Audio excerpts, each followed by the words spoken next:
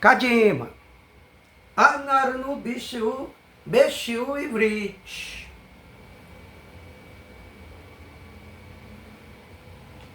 Então, entendeu? Anotou aí, legal?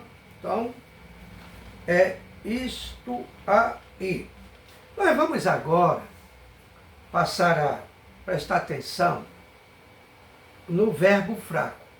Você tem aí o seu módulo 8, que a gente considera aqui o material didático, e você tem aí toda uma informação acerca do assunto, está muito bem detalhada aí. Então você vê aí, acompanha a videoaula e vai entender o material didático. Um outro, sim, essa explicação aí, que está aí com mais detalhe, dúvida, fala aí no privado com o Moreira, tá? Então veja só. Vamos agora para o verbo fraco. O verbo fraco, ele é baseado... Eu já falei isso aqui, eu vou repetir. Não vá confundir as coisas. Nós temos o troco, que é o cal. Nós temos um verbo, que é um verbo muito utilizado para a explicação, que é o verbo catar. E nós temos uma base de tudo isso, que já foi explicado, já tiveram essa aula, e esta base é o paal, tá? Faltou até um daguecho aqui nesse P, tá? A base é o paal, tá? P com daguecho, coloca um daguecho aqui, tá? P com daguecho, camece, al com patá, lamet, paal. Então, é a base. Para ficar bem legal, bem explicado, o P com daguejo. O P, vamos ter o número 1, A, número 2, Lamed, número 3. Isso está explicado e detalhado em nosso material. Tá? Significando dizer que o choreche, tá? O choreche de uma davar, se, tá, mas antes disso, lembrando aqui, o que é um verbo fraco? Tem toda a explicação, mas é principalmente o seguinte: o verbo fraco, ele tem que conter consoantes, o quê? Guturais. Então, quando tem gutural na raiz, o verbo é fraco. Ele pode ter uma gutural, duas gutural, pode ser guturais repetidas, nós vamos ver isso. E também pode acontecer o da gutural vir na primeira letra, vir na segunda, vir na terceira e outras situações. E o que eu quero dizer? Se uma palavra trouxer uma gutural na primeira letra, será essa gutural conhecida um P gutural. Isso você tem no seu material didático bem explicado. Se a gutural cair na segunda, nós temos um ai gutural. É porque aqui é uma base. Se a gutural vier na terceira letra, nós temos um lamed gutural. Ah? Então é necessário, principalmente, que isso aí eu bati muito ainda no início do curso, para vocês entenderem, compreenderem e aprenderem bem. Eu dizia, olha, vocês vão precisar muito de saber essas guturais. Então, é isso, tá? Então, nós temos essa condição. Então, o verbo fraco, ele vai ter uma vogal, no meio vai ter duas consoantes, sempre, tá? Ele vai ter sempre assim, uma meia estrutura voltada a isso, e guturais, né? Agora, tem um detalhe para a gente explicar isso aí. Observe aqui, eu tenho um iode, um vav e um beit. Olha aqui, iode, um vav e um beit. A respeito do vav, não é comum uma palavra você ter vav. Isso aqui é uma outra coisa que eu depois trato em particular, porque há certos assuntos que fogem o objetivo da aula e que se eu entrar é questão de tempo, tá? Mas aí os nossos aqui vão ter a coisa aí em particular que a gente vê. Então, o vav não é comum em palavras, tá? Então, iode, vav e o beit. Essas três consoantes, eu quero que preste bem atenção, que se o verbo começar com uma delas, tá?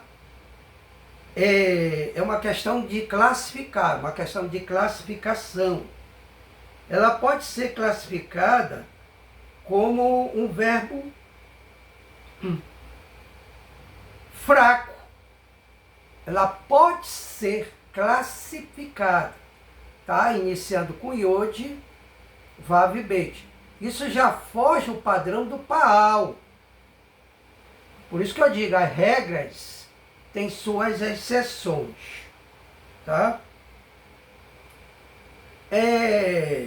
Isso porque o verbo fraco, ele não segue um padrão. Eu não sei qual foi a aula recente agora que eu dei aí, que eu explico uma situação parecida. É só vocês juntarem aí as situações que chega lá, tá? Então não segue um padrão. Então, se na raiz tiver, além dessas três consoantes, três otim, três letras, tiver também o re, que o re, sim, ele cai para uma gutural, mas se a gente tiver aqui o nun, re, iode e o vav, que já está aqui junto com o iode, tá? Aqui eu vou incluir re e nun. Ele também é considerado fraco, se na segunda ou terceira letras forem iguais, tá?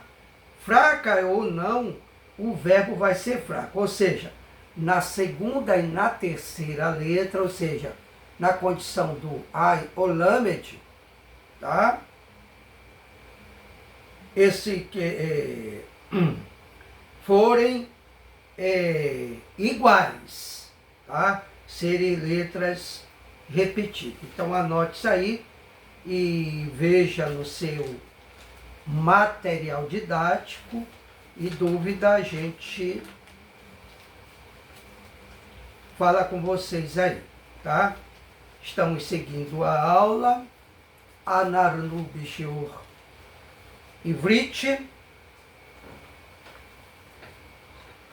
Então, até aqui, observe bem, veja bem esses detalhes aí que estão sendo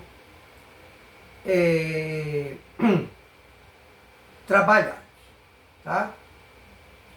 Agora, eu vou estar falando alguma coisa aqui que eu anotei para vocês aí.